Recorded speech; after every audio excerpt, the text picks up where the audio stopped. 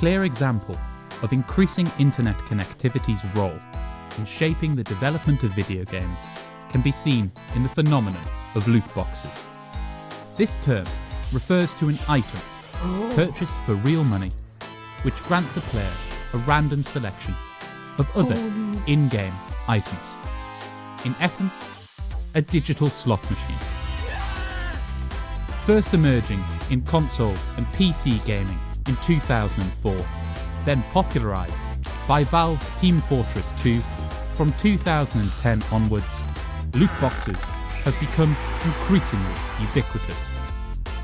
Whilst their contents were initially limited to items used for character customization, for example hats, they have come to contain guns or even playable characters.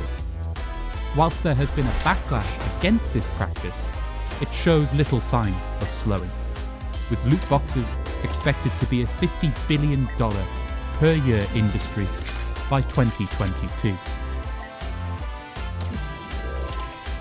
This has had a considerable impact on video game design, an example of which can be seen in the slow death of single-player campaigns. This is a consequence of design centering upon digital gambling. In a single-player campaign, it is unlikely that players will be compelled to spend. Multiplayer, however, makes purchases more likely, the advantage secured from loot boxes becoming more desirable in the context of competition. More broadly, the phenomenon has seen open-world games proliferate in order to absorb more of a player's time and thus gather more opportunities to sell to them, and progression in games becoming slower, with the loot box purchase dangled as a means by which to bypass hours of repetition. The culmination of this logic is the so-called live service, games intended to operate as platforms for hopefully indefinite revenue. Loot boxes are a necessary component of the continued development of video games under capitalism. Their proliferation is driven by a crisis of profitability.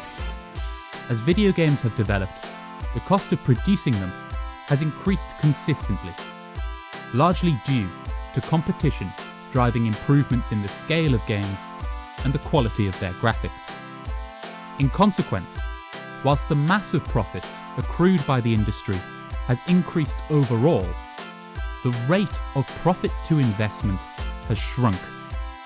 As such, the video game industry has started to impose artificial scarcity, fracturing its products apart as a means by which to realise more profit from them. Loot boxes are the most egregious form this has taken.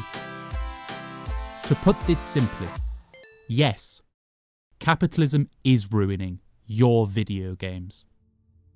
It must now do so in order to produce them at all. It's that war never changes.